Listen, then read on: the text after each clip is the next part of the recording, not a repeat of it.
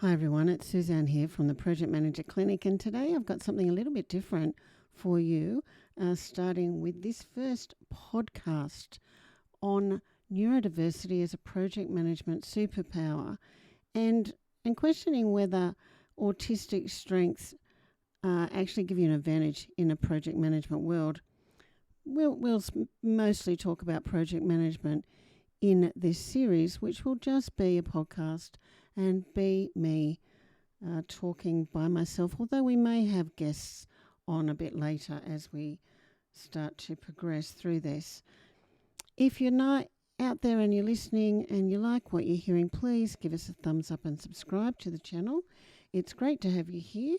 So let's get going and just talk a little bit about what this is going to be about in these sessions. So I found out I was autistic about 5 years ago now, and I'm now 67. So after a career of around 30 years in project management, information technology, finance administration, and having my own company, that was a long way to go before I found out I was autistic.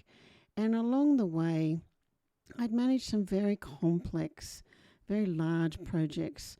Some of them were projects where there'd already been an attempt to resolve them, and it hadn't been resolved.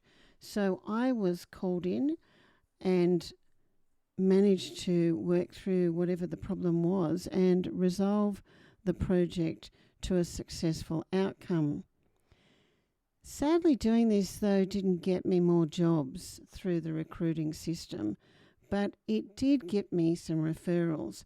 But some of those referrals meant I was doing projects that I really couldn't talk about in my CV.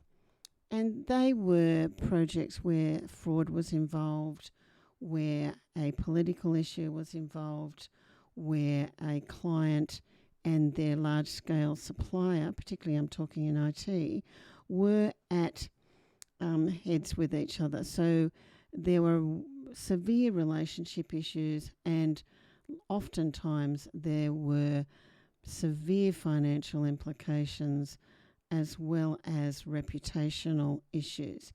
So really, to capitalise on those, I would have had to wait for a couple of years before I could even talk about them because of the potential damage it would do for me to talk about it. When I look back now, I can see that my autism was actually my superpower, but it didn't always get me lots of friends.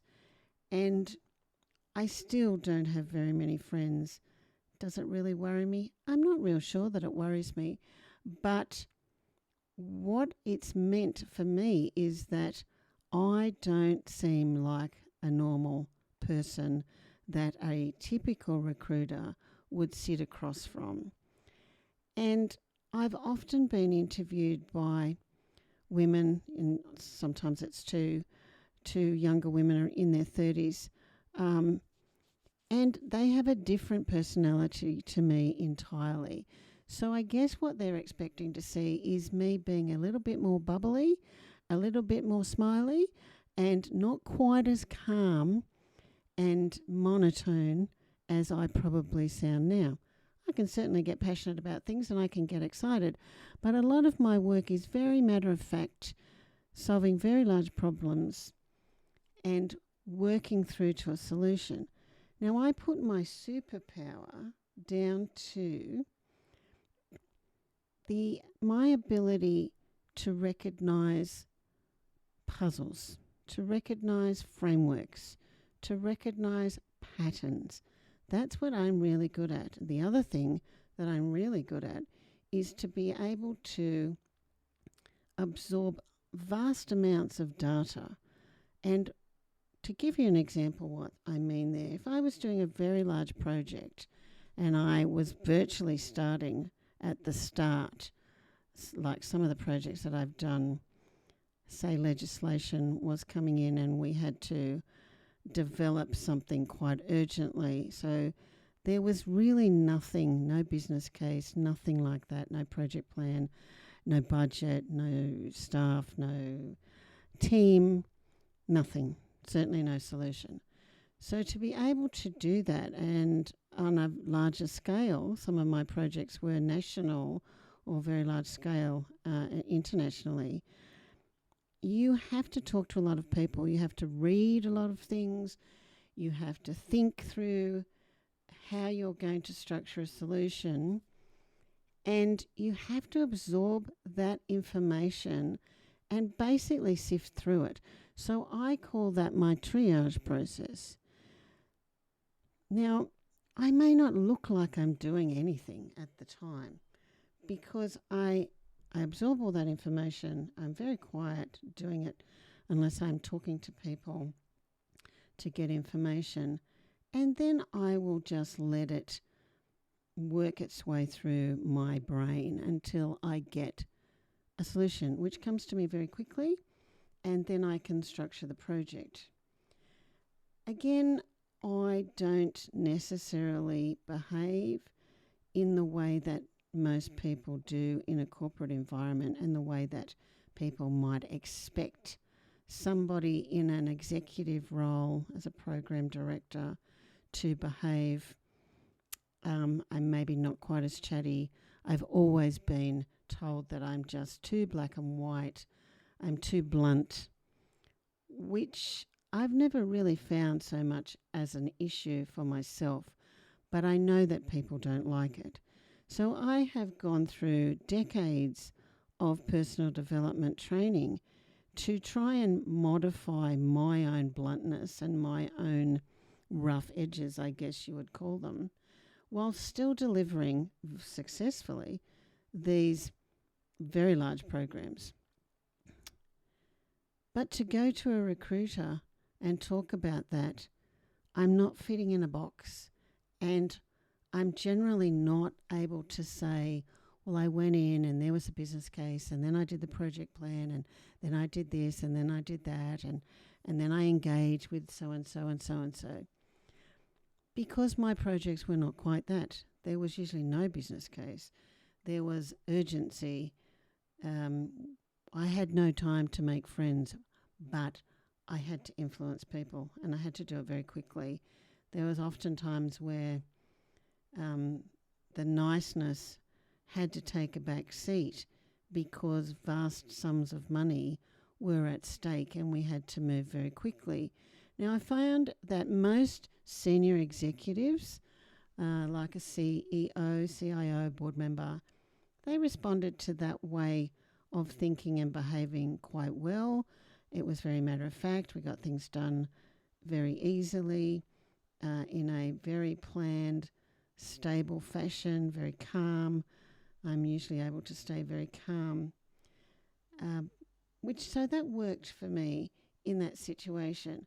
But again, being autistic doesn't mean it always works in everything. And there's so much talk now about being autistic that I sometimes think that we're actually the ones that are the normal ones, and everybody else out there are the ones that aren't. So I'm yet to see whether or not that's really true. But it is nice to have more of a discussion happening. And as we start going through this podcast or these series of podcasts, I'll start to talk to you a little bit more about my experience, what it was like managing teams, what it was like building project plans, what it was like being a CEO of my own company, what it was like doing recruitment myself. I've hired many hundreds of people, what it was like trying to be hired myself, and what it was like just navigating a corporate and government environment where I just never fit in, because I never did fit in. I still don't fit in. And one of my greatest reliefs now that I am retired and I don't have to go into the workplace is that I no longer have to fit in. And it is such a relief. I find that most people probably couldn't understand the level of relief that I now feel. but it's absolutely fantastic. So neurodiversity, or autism as I prefer to call it as myself, in project management, as a project manager, is a superpower. And I'm hoping you'll stick with me as we go through and start to develop this series over time via the podcast. Please subscribe. I'd love to get a thumbs up from you. And if you want to make notes or send me something in the comments, that would be really, really appreciated. Have a great project day from the Autistic Project Manager.